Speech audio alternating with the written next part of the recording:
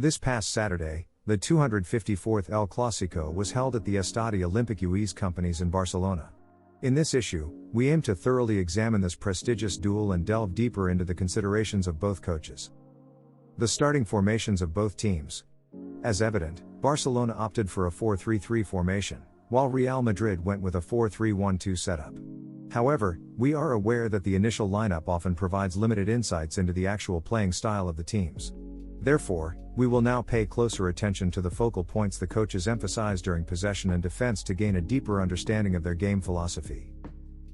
Barcelona in possession. When Barcelona had possession of the ball, they played in a formation that could be interpreted as either a 3-2-5 or a 3-2-2-3. In this setup, Christensen remained in the central position, while Araujo positioned himself on the right, and Martinez on the left. Balde advanced further and acted as a winger, while João Felix moved into the center, occupying the half space. On the other side, Cancelo took up the wing position, and Fermin, like Felix on his side, drifted into the center. This formation created a so-called box midfield, a strategy employed by many teams. Its purpose was to establish numerical superiority in the midfield while maintaining defensive coverage with at least 5 players. However, with Ferran Torres up front, who isn't a traditional striker, the positions were fluid. The players frequently interchanged their positions, always ensuring that the necessary spaces were occupied. Real Madrid in possession. Real Madrid employed various formations in their build-up play. However, it was evident that they often attempted to build up in a 2-3-5 system. Carvajal and Mendy took on the wing positions, while Valverde moved into the center to occupy the half space and establish a box midfield. Bellingham, who demonstrated great flexibility in his positioning, played a crucial role. He had the ability to drop deep and contribute to midfield play or make forward runs to support the attack. Due to Barcelona's dominance in the midfield during the first half, Kroos, and occasionally Tchouaméni, withdrew to the wider positions, pushing the fullbacks higher up the field. This tactical adjustment was aimed at escaping the pressure and orchestrating the game from the flanks. Real Madrid is also known for causing organized chaos in the attack. Ancelotti's decision to start with Rodrigo instead of Joselu was intended to bring more agility and movement to the game, with players constantly changing positions.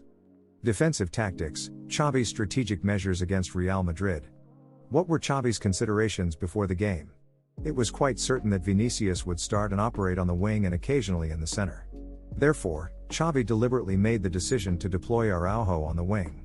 Araujo is known for his physical presence and speed, which made sense to play him in that role, even though he usually functions as a center back. Gavi, renowned for his fighting spirit, was tasked with marking the informed Bellingham. He practically shadowed him in every action, leaving no room to maneuver.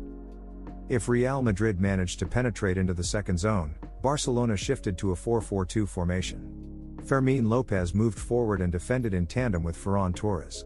However, if Mendy or Carvajal pushed forward, Barcelona would adjust their formation and defend in systems such as 5-4-1 or 5-3-2. Defensive tactics, Ancelotti's strategic measures against Barcelona. Carlo Ancelotti emphasized a strong defensive foundation and aimed to launch attacks from there. As a result, the team appeared somewhat passive from a tactical perspective in the first half, often defending deep. Real Madrid utilized formations like 5-3-2 or 5-4-1. Given João Felix's prowess in the half spaces, Carvajal was tasked with marking him continuously. This required Valverde to drop back to support, ensuring that Balde wouldn't be left isolated, as Balde is also known for his pace. Placing another swift player like Valverde against Balde made sense. Toni Kroos also assumed a rather defensive role in midfield, positioning himself just in front of the back 5 to close down the spaces, as Barcelona tends to attack through the center. The first half. Gundogan scored a somewhat lucky goal in the 6th minute of the game with an action through the center. Due to Real Madrid's back 5 and Toni Kroos' deep defensive position, Barcelona was able to dominate the midfield. Barcelona built up with 5 players, while Real Madrid attacked with only 4, consistently putting Real Madrid at a numerical disadvantage. This allowed Barcelona to effectively circulate the ball but without becoming particularly threatening in the attacking third. The second half. Ancelotti's instructions might have been to stay calm, avoid panicking, and maintain disciplined defending. Therefore, they began the second half with a controlled and defensive approach. In the 52nd minute, Ferland Mendy had to be substituted due to a muscle injury, and Camavinga came on to replace him. Real Madrid now had an additional player who was strong on the ball and could support the midfield.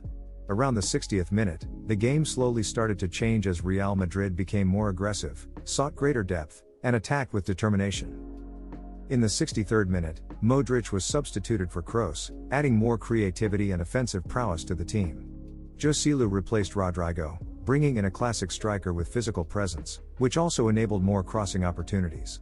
These changes gave Real Madrid momentum and pushed Barcelona onto the defensive. Barcelona lost control in the midfield, and Real Madrid became increasingly dangerous. In the 68th minute, Bellingham converted a brilliant long-range shot, turning the tide into a goal. Real dominated the game in the following minutes, prompting Xavi to replace the young Fermín López with Romeu in the 72nd minute.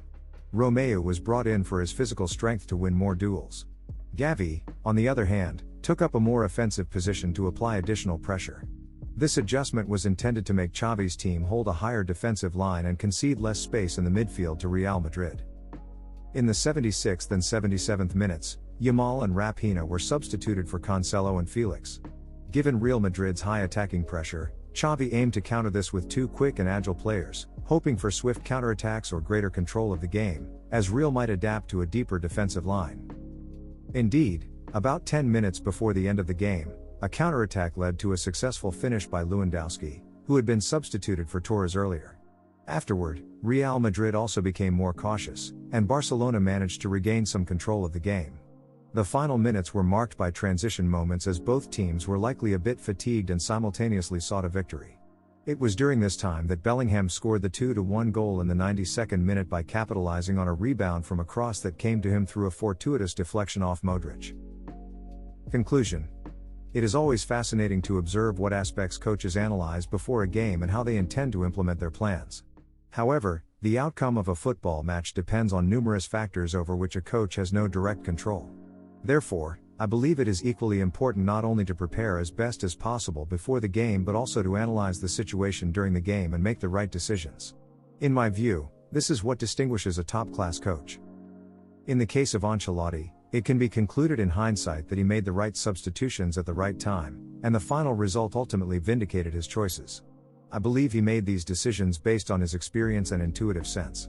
However, there was a risk that Barcelona could have scored the second goal, and in retrospect, his decisions to bring in Modric and Camavinga so late might have been criticized. This complexity is what makes the role of a coach so intriguing and demanding, as it involves making numerous decisions that require the right momentum. If you enjoy this video, please consider subscribing to my channel.